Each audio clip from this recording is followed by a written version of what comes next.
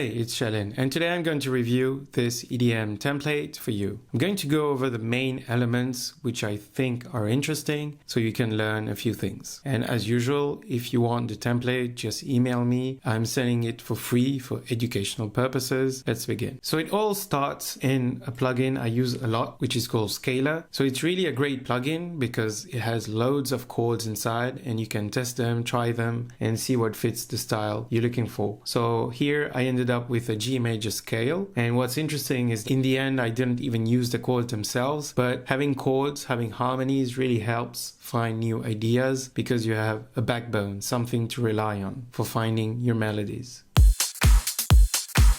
So an important part of this song are the drums. You have to keep them very punchy and really compressed at the maximum, so it almost doesn't sound natural. So there's a big difference between the drums you would hear in a deep house song where the claps actually sound like real claps, whereas here they are really over compressed, but here it's part of the style and part of the vibe. So as you can see, the grid starts here on this line, the snare is slightly on the right, whereas if you look at the clap just on top, it starts a bit before. So it gives a different vibe and makes the rhythm a bit more lively, also lets some space for the kick. So it's very subtle, so you need to try for yourself and see if there's a real difference. So when you press the A button on Ableton Live, you have this function, which is a fade in, fade out. I used it to shorten the kick here so that it didn't clash with the bass. It's very important that when you have lots of movement on the bass, sometimes sidechain is not enough and you really need to make sure that it's super precise with things like that.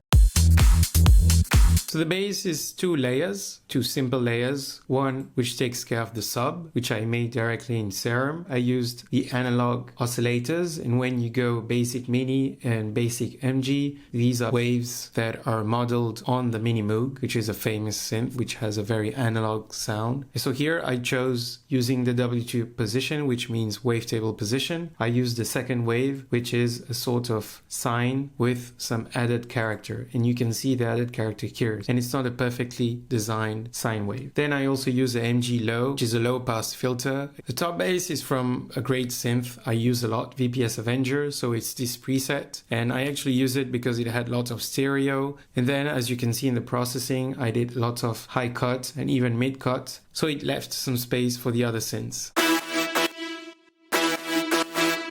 The lead is made up of 4 layers, and I probably started with a mono saw, a preset included in Serum, which I put in mono. I wanted to keep it at the center and remove all the crazy detune that you find on the sides. Then I added this brassy synth, which comes from VPS Avenger. Then I needed some more movement, so I went into Serum and found a sound that has lots of stereo. And then I needed something for the lower part of the sound, and I actually used the same preset, which I put an octave below, and it seemed to work. It fit the sound, so if it sounds good, it's good.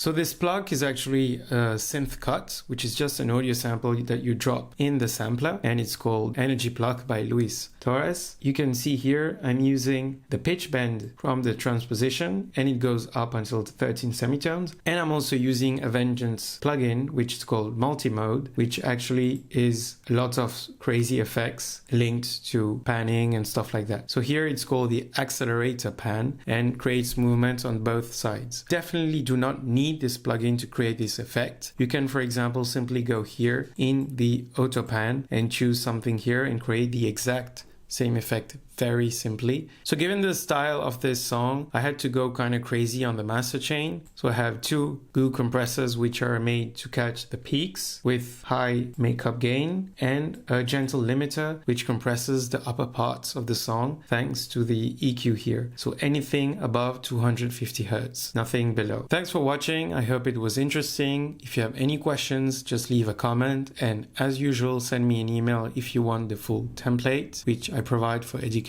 purposes. And if you want to support the channel, feel free to subscribe and let me know what style I should work on next. Peace.